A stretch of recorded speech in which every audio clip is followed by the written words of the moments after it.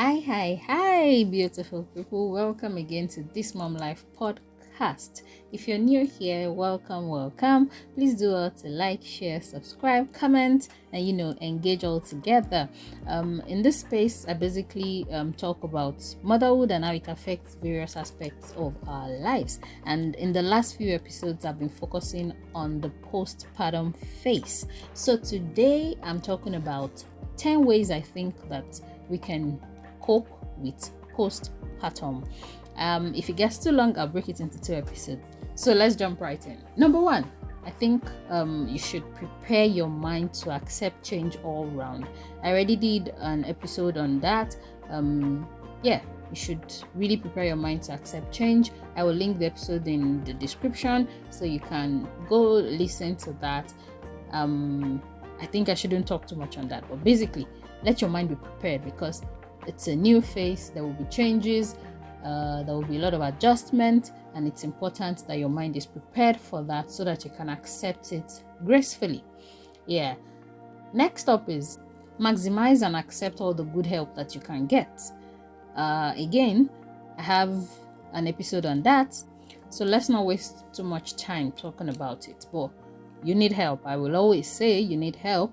Postpartum is a very personal but demanding journey, and you need all the help that you can get. So it's important to harness all the good help that you can get around you and maximize them to your benefit. The next thing I want to talk about is that you take each day at a time. Every day is unique. Every day is interesting. Every day comes with its own ups and downs. Some days it's super up and not so down. Some other days is super down and you're barely trying to get up. Some other days you are so sleep deprived, you're even just struggling to keep your eye open to start up the day. Whatever version of the day that comes your way, take each day at a time.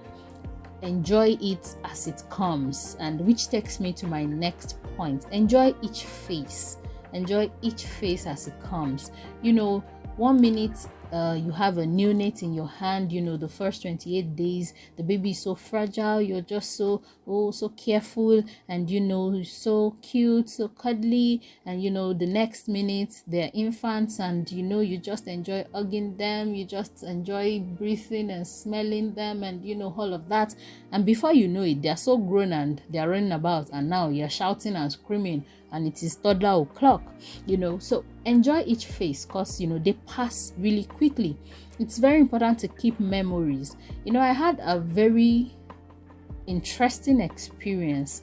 Like when I had my second baby, I was trying to connect to how I felt when I had my first baby, and I realized how uneasy it was for me to do that connection for whatever reason.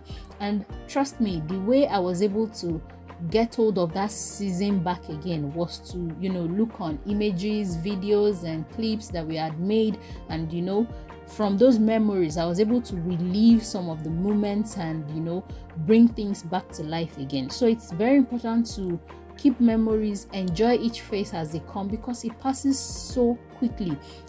Siphon it, have fun, love it. Even when it is stressful, still try to remember that this is the phase that we are in. It is supposed to be like this, and we are loving it that way, right?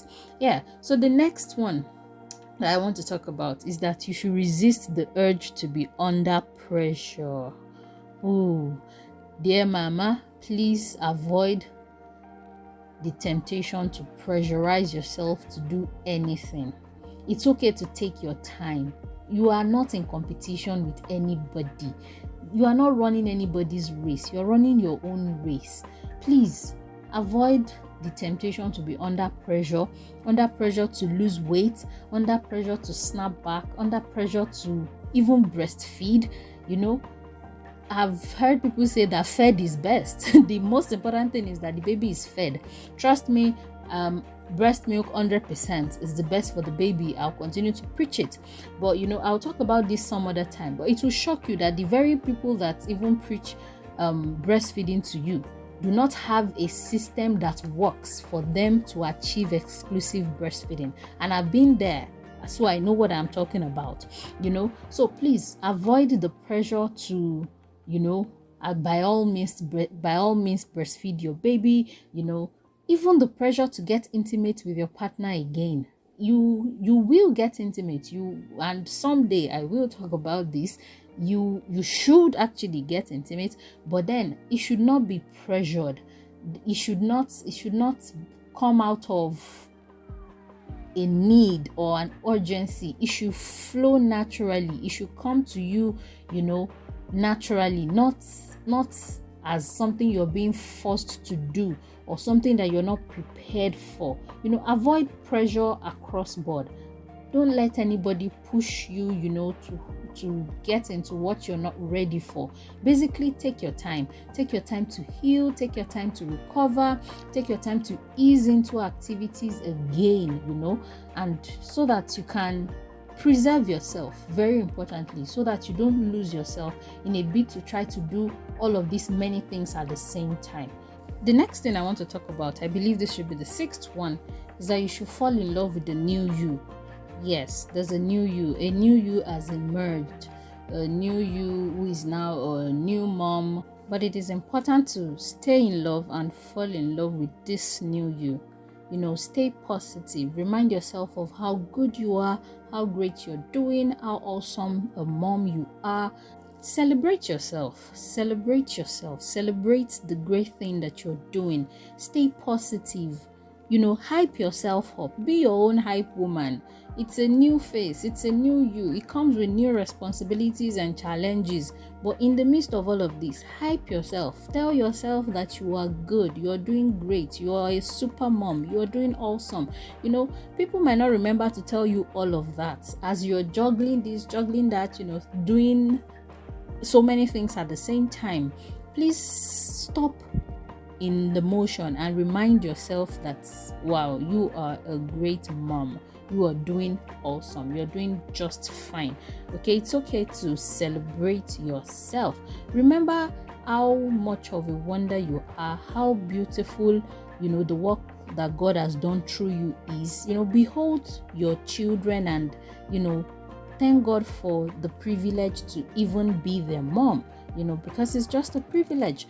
Celebrate how much wonder God has worked through you and all of that. Just fall in love with this new face. Fall in love with this new you and, love upon yourself. Celebrate yourself. The next thing I want to talk about is that you should choose gratitude. This came from a place of overthinking and over processing different things, and I just realized that instead of all of this, if you actually choose to be grateful for this season, be grateful for the things that God has done, be grateful for the privilege that you have, to even nurse a newborn, to even carry a baby to term and all of those things. There are so many things to be grateful for. The process of pregnancy, delivery, postpartum and all of it is such a miracle because way too many things can go wrong. So for everything that goes right, it's okay to be grateful. And this just gives you a positive outlook to life and even helps you to stay joyful. Gratitude is actually such a positive way to such a good way to attract positive vibes, positive energy, positive emotions. Okay, so the next thing I'm talking about is that you should talk with like minds. Yes, this can be anybody around you, your husband, your friends, choose your cycle and talk to people of like minds, people you can express yourself to, people you can relate with, people that can understand you for who you are and in the season that you are in. So, create a support system that works for you. Talk with people with like minds. Don't bottle up things. If you have to speak up, if you have to express yourself, please do, if that will make you feel better. As a matter of fact, I just feel like doing this podcast is some sort of therapy for me myself, so okay, that's not the talk for today. And the next thing I'm going to talk about is that you should use your medications. Use your medications in your postpartum period. Your pain reliefs, your whatever medications you've been given, particularly your vitamins, please return back to them. Pick up your vitamin supplements. Sometimes you just feel like you have low energy in the postpartum phase. That's of course because you are stressed naturally, you're sleep deprived. All of this can make you, worn out. But the least you can do for yourself is to, top up on your vitamin supplements, take them again. And I have a video where I talked about folic acid supplementation and pregnancy. I think it may be a good way to stop by and check it. I'll put a link in the description. But please, even in postpartum, you can still continue using your vitamin supplements. Also, use your analgesics if you have antibiotics, whatever medications that your doctor or your caregiver has prescribed to you. It may be good to use them so that you can be the best of yourself in that phase of life. And finally, on this one is that you should pray. Mamas, pray. It's interesting how sometimes in the midst of your deepest overwhelm, a word of prayer can just bring so much hope to you. And this also extends to worship, listening to music, praying, singing, listening to messages, and whatever spiritual activity works for you. Please do engage in them. They have a way of making one feel better in this phase of life.